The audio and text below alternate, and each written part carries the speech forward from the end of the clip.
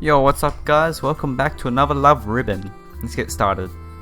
I slump down on my desk as my first class for the day comes to an end. It pains me to think about it, but my day has just begun and there are many agonizing hours to go. My only solace comes in the form of calculus class, which is shared with my little sister Zoe. Since our encounter the other day, the two of us have been getting along much better, and I'm honestly looking forward to spending some class time with her. Assuming she shows up, of course. Alright, simmer down for a second. I'll be stepping out for a bit, so class will start a few minutes late. When I come back, I expect to see you all in your seats and waiting for my return. Got that? Yes! I don't know how the classroom sounds like. As the time for our next class draws near, our teacher steps back out of the classroom and heads down the hallway. At the same time, his presence is replaced by that of a far more attractive and calming individual. Zoe! That's my name. Zoe enters the classroom and walks right over to my seat. I can't tell. Am I early or late? I thought I was right on time, but then the teacher walked straight out. Oh, he said he had to go do something for a few minutes. He'll be back soon. Fair enough. Zoe takes a seat and begins to remove her books from her bag. The moment Zoe does so, our teacher walks back into the room. That was not a few minutes, that was probably like 2 seconds he came back. Zoe and I turn around to face the front of the room, finishing our class preparation in silence. That sounded wrong. Class, then I pause and preparation. After class, I see Zoe waiting for me in the hall while I collect my books. I can't help but smile. Even if you are late, I'm just glad to see you attending class again. Hey, I didn't skip that many classes. Yes, you did. Like it's the start of the term and you skipped like 10 or something, 5. Besides, I'm a busy person. Sometimes class is the least of my worries. Oh right, I forgot that you're a queen of a double life. What does that mean? Zoe rolls her eyes. Mock me all you want. Right now, I'm killing it. Killing it? Killing what? And you do mean that figuratively, don't you? Zoe smirks and pulls out a flyer. I take the flyer from Zoe and give it a once over. Playing Thursday, Friday, and Saturday night this week. Come see the... Wow, wait a minute. Is this what I think it is? You're looking for enigmatic Iris, guitarist extraordinary.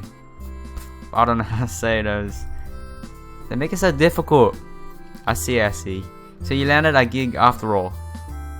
What's more, you managed to find a band to play with, and so quickly too. Of course, did you ever doubt me? Not for a moment. I do have one question though. Why the hell did you use my name instead of yours? I quickly cover my mouth as I realize that I'm shouting. My outburst earns a couple of giggles, but nothing worth worrying about. Have you forgotten already? I've been using your name on my applications. I'm too young to get any legit work, or have you forgotten what happened last time? Don't remind me. Most of these places just rely on a background screening, so with your name, they'll see I'm old enough. I sigh and shake my head. Just promise me that it's a respectable establishment this time. It is, I guarantee it. In fact, you're welcome to come along and check it out yourself if you don't believe me. No, it's okay, I trust you. Zoe stares at me blankly for a moment. You're welcome to come along and check it out yourself if you don't believe me. I heard you the first time, I trust you, alright? I stop mid-sentence as Zoe begins to pout. It's at that moment that I realize that she's going to ask me. Then again, I would be a pretty lousy sister if I didn't come to check out your first band performance. Besides, I can't have you using my name while you hang out with seedy characters, you know? Zoe breathes a sigh of relief. Well, I guess I'll let you come with me. Just don't embarrass me, alright? Zoe speeds away to her next class, a happy bounce in her step. Zoe's first band show, huh? It's gonna go great. It's gonna go great. After school, but still before dinner. I hit the street with Zoe after returning home to change. We walked together to the venue at which she sets to play. Zoe is planning to meet up with the other band members just before the show begins so they can cover the plan for the night. Would you cut that out? You've been giggling since we left the house. It's creepy. Sorry, I can't help it. I'm just so happy to be invited to your show. It isn't my show, it's the band's show. I'm just filling in for the guitarist. More importantly, I didn't invite you. You just decided to follow me to the show. Right. My bad. Zoe sighs and averts her gaze. Contrary to what she's saying, I know that she wants me to come with her. She's nervous about playing at a new venue with a group of strangers, so who better to provide moral support than a wonderful older sister? This first show will be a short one to see how I do. We'll be back in time to eat dinner like usual. For the rest of the week, I'll be coming back later, so don't wait up. Oh, alright. Do you think many of your gigs will run late? Probably. Most performances are scheduled during dinner time, so people get a show while they eat. I'm not going to take any work that runs too late, though. I won't be walking back home when it's pitch black outside. I feel a sense of relief at Zoe's words. While she would never admit to it, I'm quite sure she added that last part for my benefit. Anyway, we're almost there. It isn't a long walk from our place, as long as you know the way. Already? Whoa! How did you land a gig so close to home? I only sent out applications to local bars and restaurants. I'll probably need to take work further away in the future, but for the time being, I should be fine working locally. But that doesn't mean you should crash my shows, alright? Tonight is just an exception. Yes, whatever you say. Iris looks so beautiful in that dress. Zoe and I walk to the venue together. Once we arrive, Zoe meets up with a temporary band and heads backstage, leaving me to wait with the audience for her show to begin. I feel awkward at first, loitering in a bar without ordering anything or talking to anyone, but that feeling disappears the moment Zoe steps on stage. Together with her band, she floods the dining area with music. Before long, I am unable to hear any of the conversations around me or the television behind the bar. All eyes are directed towards the stage, mine included. The performance ends after 15 minutes or so, but I'm told that they are just taking a break. After 10 minutes, they'll be back on stage. I take this opportunity to tackle my sister. Zoe, that was absolutely amazing. No wonder you wanted to play so badly. I couldn't believe my ears. Iris, shh, keep it down. Okay, that sounded weird when I did it. I'm supposed to be you, remember? Stop calling me Zoe. Oh, right. Iris, that was absolutely. I get it. Stop already. Besides, it was nothing special. I was just playing what they told me to. That's not true. I don't think you understand just how talented you are. Zoe, Iris, I know. Whoa. Zoe then goes, Iris, I know. I was skeptical about you playing in the evening, but I can see now how serious you are about this. I promise that I will be nothing but supportive from now on. Zoe scratches her head and averts her gaze. She's blushing, as she has been since I first started to praise her. Honestly, what part of stop did you not understand? This is why I didn't want you to come.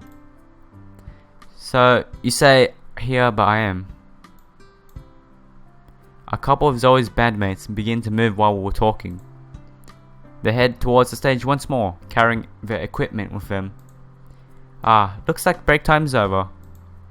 Yeah, we got plenty of breaks throughout the show, but they're all pretty short. Anyway, you should head on home. I can't guarantee we'll finish on time, and it'll be getting dark by the time I'm done. Alright, I understand. I don't like it, but I'll do as you say. I'll have faith that you'll be alright. Of course I'll be. I'm not some helpless little girl, you know. I'll stick to bottled water that I can pick up myself, and if it gets too late, I'll make sure to call a cab. You just hurry on home. I reluctantly nod and take a step back as Zoe picks her guitar.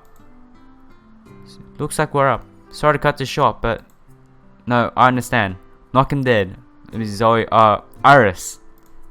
Show them what my amazing little sister is made of. Yeah, thanks. Blushing at my remark, Zoe takes a few deep breaths and heads onto stage. Her figure retreats behind the curtain that separates the audience from the preparation area backstage, and I am alone once more. Even so, I don't feel lonely or disheartened. In fact, I feel more excited than I did when I first heard that Zoe would be playing. That's because I know that Zoe wants me here, listening to her play. She wants me to ease her nerves, and to give her the courage to play. Behind the wall she puts up around herself, Zoe is starting to think of me as a sister, someone whom she can rely on, and with whom she can share these special moments. After being estranged for so many years, we are finally on our way to becoming a real family. Wow, happy family. Whoops. Following a break filled with touchy subjects, I coast through calculus without a single part of the lesson sticking. All I've been able to think about is Zoe, who's sitting next to me in class, nonchalantly practicing how to twirl her mechanical pencil. Good work, class. I know this module is hard, but that's all the more reason why you need to pay attention. Everything in today's lesson will be in the next exam, so make sure to redo when you get home. Ugh. Bidding the class farewell, our teacher leaves us to stew in the aftermath of his lesson. How do we have another exam coming up already? I am so screwed. And whose fault is that? If you don't want to fail, perhaps you should pay more attention in class, says the person responsible for my current state. I don't want to hear that from my truant. Is that truant? Don't be so quick to judge. As I recall, the truant's test grades are higher than yours. That just isn't fair. Life isn't fair. If you want to lift your grades, you know what you need to do. I know, I need to buckle down. But I already spend a lot of my free time studying. What if it isn't enough? Even if I want to do better on the next exam, there are limits to what one person can accomplish. Quit moaning and accept your fate. Tell you what, since I'm so nice, I'll lend you my notes when we get home. I'll even tutor you, too, so I don't want to hear any more excuses, understood? I try not to roll my eyes as always teasing, smiling to myself. We seem to have developed a much better rapport in the days since I watched her show. But she did love to mock how I frequently scolded her, and today was no exception. She never took her teasing too far, but I'd already come to expect it.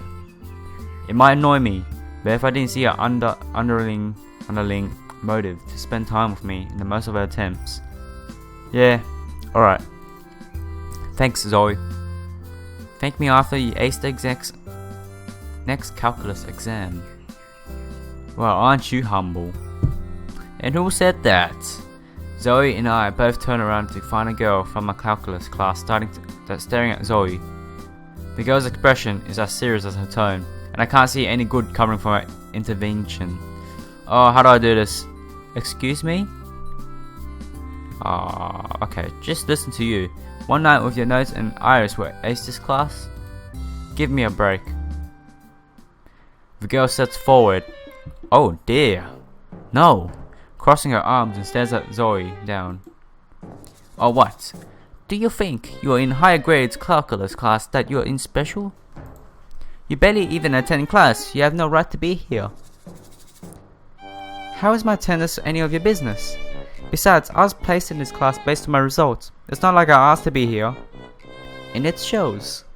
It takes a special kind of arrogance to skip lessons when you've been given an advanced placement. Have you ever stopped to think about how humiliating it is for the students in this class? Your own sister attends every lesson diligently, yet you, who can't even be bothered showing up, think you know better than her?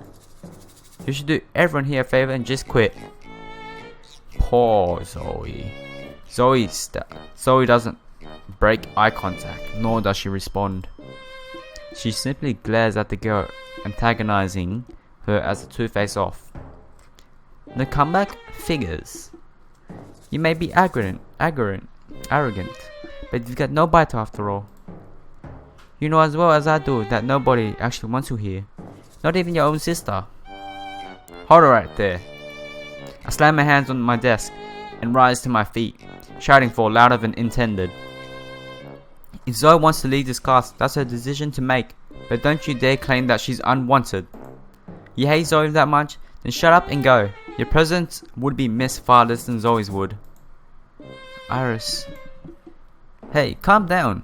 You don't need to pretend. And another thing, don't think for a second that you know what's on my mind, or that you speak for me. You think you know what everyone else here wants?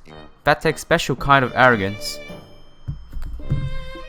Don't you forget what I said, Zoe, as long as you're in this class. Get out of here already.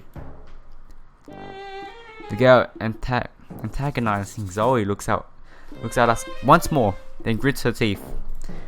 She walks out of the classroom without saying another word, enduring stares from all around. Honestly, some people. Just how insecure do you have to be to bully someone like that? Girls like her are the worst. Yeah. Zoe's voice falters as she tries to agree with me. What's wrong? If it's about what the girl said, why did you defend me? Huh? Zoe asks an earnest question in a quiet voice. She's not angry. She honestly doesn't understand.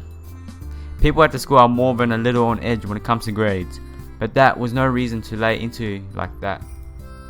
I've dealt with girls like that before. Why would you put yourself in the firing line like that? No good can come of this. You're just gonna make yourself a target too.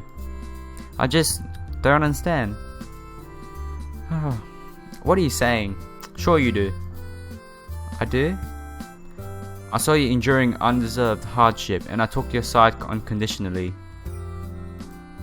Didn't you do the same thing when I was getting chewed out by my teacher? Zoe's expression darkens. Oh, I see. So you were just returning the favor. I sigh and shake my head. It's not about doing you a favor. That thought didn't even cross my mind. We're family. We're sisters. It's only natural that we look out for each other.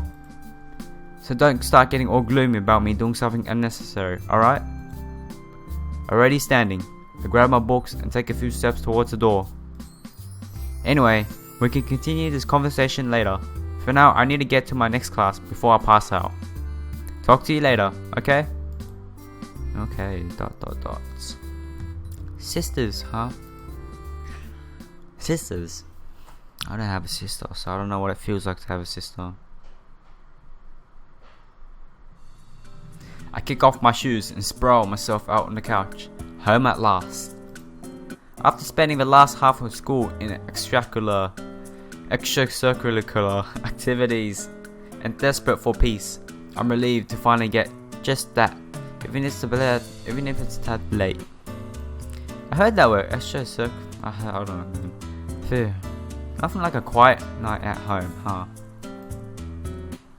I can just sit back, relax, and crack open a textbook. Oh, I thought she's gonna say Netflix. You find sifting through textbooks relaxing? Just how much of a nerd are you? Well, excuse me for being a model student. I have to do something when I'm home. And that something is studying? You could at least learn something useful, like how to cook. Fuck. I look towards the kitchen. Truthfully, I want to learn how to cook. I always have. In practice, however, things never go so smoothly. Alright, fine. Leave it to me. Since you don't have a show tonight, I'll make dinner for both of us. You're always doing the cooking when you're not playing. So think of this as a token of appreciation from your older sister. No, you don't really have to do that. You really don't have to do that. I was saying you should learn how to cook, not take over for me. So I'll learn through experience. What's wrong with that? It's dangerous. Don't you remember what happened last time? You should stay away from the kitchen until you're prepared. Oh, come on. You can't make a cake without cracking a few eggs. You set an oven mitt on fire. Details. I just need a little practice, and I'll be as good as you in no time. You think so? Of course. You're a good cook. Father is a good cook. And he once said that mother is a good cook too. How many cooks is it? You must be genetic. Genetic, huh? Even if that's the case, I put on an apron as Zoe starts to mumble to herself. Okay, let's see what we have here. Spaghetti, eggs, tomatoes, potatoes, rice. I can work with this. I start pulling out ingredients when I feel Zoe's hand on my shoulder. Zoe? I'm not so sure we can rely on genetics here. Have you never thought that maybe we... I stare at Zoe in confusion. No, never mind. Even if cooking skills were genetic, which if they're not, you still need to learn from someone. How about I show you the basics? Basics? You mean, you teach me how to cook? Of course. I'm going to be eating whatever you make. After all, I prefer it was at least edible. Mean, how mean. Alright, let's do this. With Zoe by my side, there's no way I can fail. Zoe puts on an apron, pulls out a pot, a potato peeler, and a knife. She hands me the peeler and half fills the pot with water, then places the pot on the stove top and turns on the heat. First things first, peel those potatoes while I slice these tomatoes. Once you're done with that, cut the potatoes up into wedges, then... Whoa, slow down. Peel the tomatoes, then... No, peel the potatoes, and then once they're peeled, cut them into... What are you doing? Peeling a potato. Yeah, but why are you peeling it into zigzags? Straight lines subtly overlapping one another. That's how you get rid of the skin without sacrificing anything worth eating. Oh, I get it. Straight lines. Like when you're shaving your... Like when you're shaving your legs?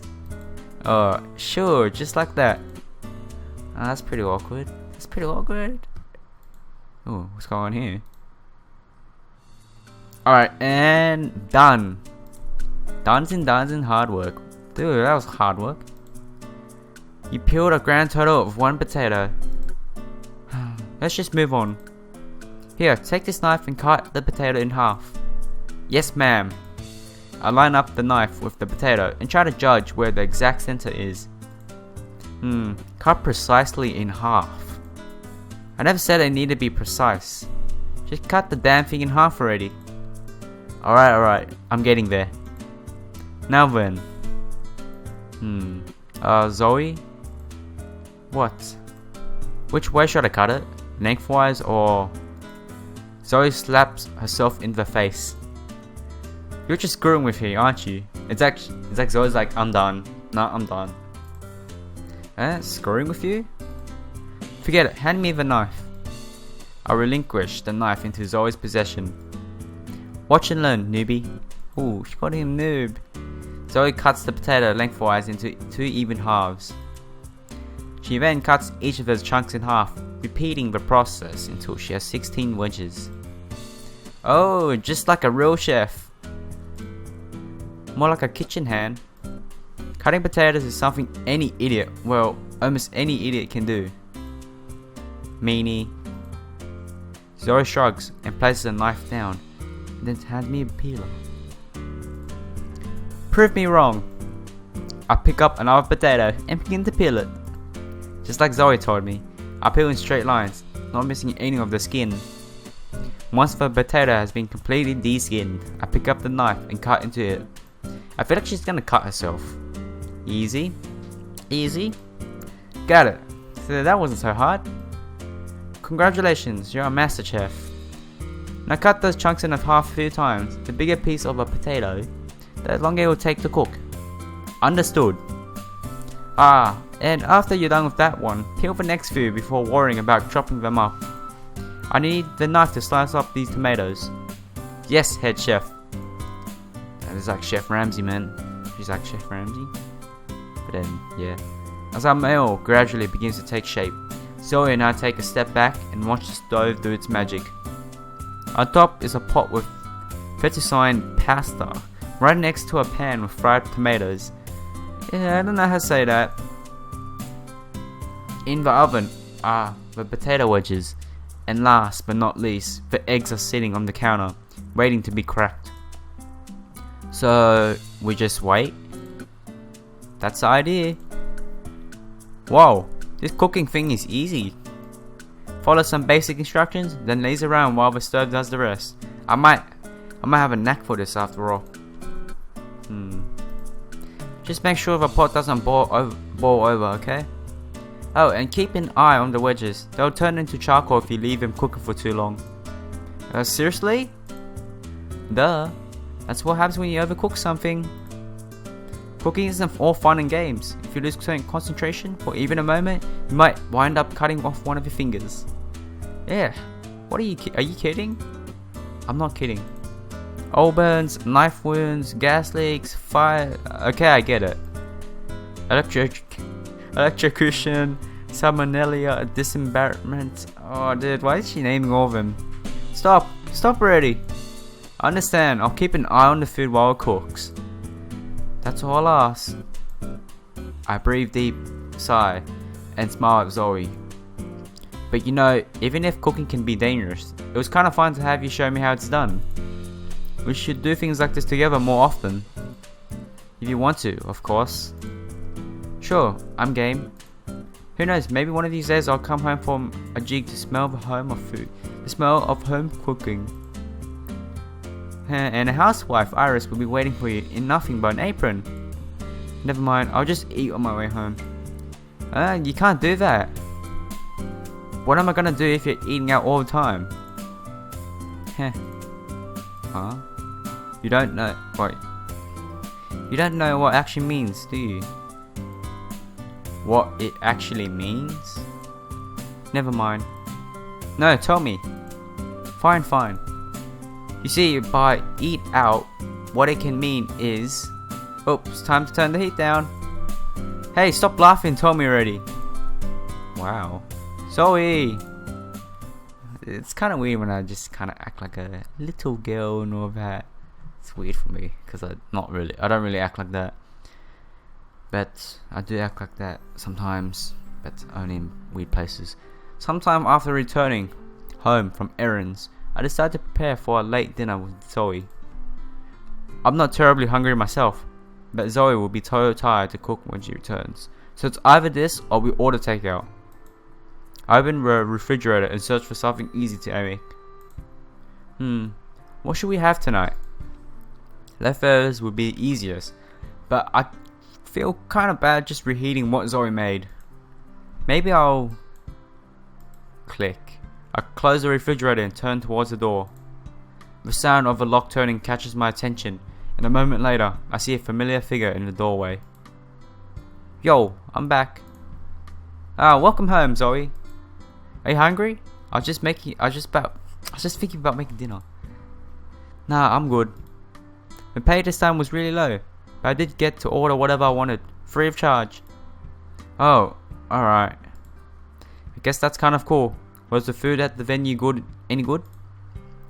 Not really, it's all greasy garbage. This feeling though. I see. Well, I guess I don't have to worry about dinner then. I'm also not really hungry, so... My voice trails off as I see what Zoe is holding in her hand. Wait a minute, is that... Oh, this? Noticing my gaze, Zoe raises the 6-pack of beer cans in her hand and places it on the table. She drinks beer? Another perk from the job. A lot of the low-paying venues try to rope performers in by offering them inventory. I told them I was still a student, but they gave it to me anyway. How irresponsible. Tell me about it. Anyway, even if you aren't hungry, you might want to eat something. It's not good to drink on an empty stomach, you know? Yeah, I have heard. Hold on, are you saying you want me to drink all of this? Not all of it, just half. Or would you rather see your sister completely wasted? No, that's... Couldn't we just, I don't know, not drink it? That would be a waste. Then, why not just have one can? Moderation is important, you know. I thought they're not 18, why are they drinking, like, whatever. Oh, I thought you didn't like it to half-ass things. I really didn't think that applies here. I look towards the 6-pack again. Is it at least light beer?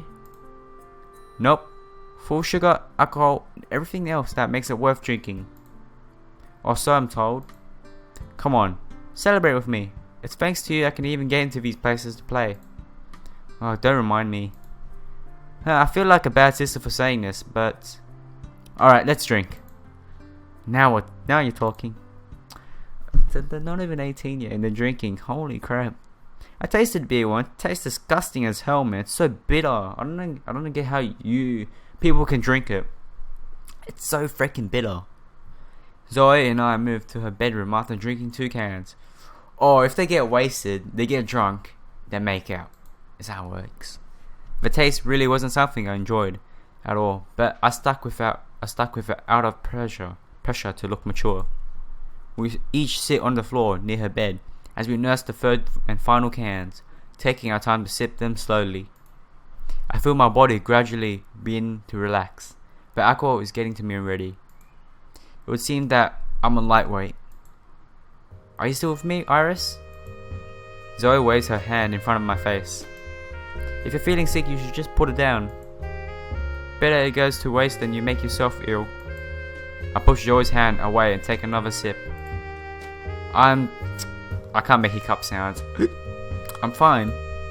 I'm just a little tipsy.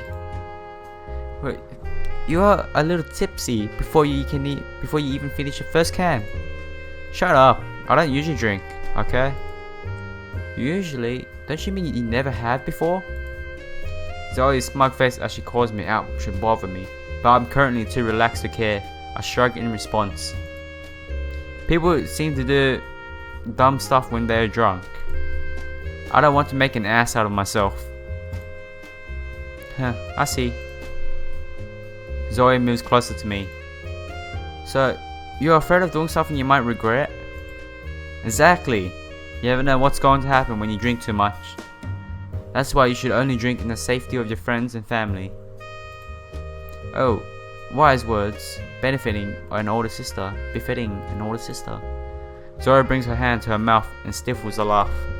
I get the feeling she's a lot more open when she's had food to drink. But you know, things can happen even if you're only with friends and family. Alcohol causes people to release their inhibitions. Oh my god, inhibitions. And do say things they usually wouldn't. When you're drunk, you talk a lot, you know what I mean? You talk a lot, you're sober and all that. Yeah. If you're uncareful, you might just start acting true to yourself. I stare at Zoe blankly. The heck is that supposed to mean? Zoe shakes her head.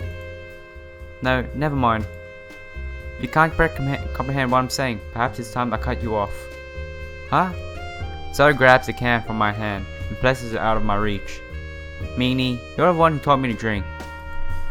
I am, and as the person responsible for your current state, it is my duty to see your continued well-being. You know, you are surprisingly, you talk well considering how much you drink. I can't do the hiccup. I can't do it. Well, I'll take that as a compliment. Even so, I don't forget that alcohol affects different people in different ways. Some people become loud, some rude, some are giggly, and others. Oh my god. I'm gonna have to end it here, guys. It's been quite a while. Hope you enjoyed it, and remember, see you next time. Peace out, yo. Remember, get drunk too and make out.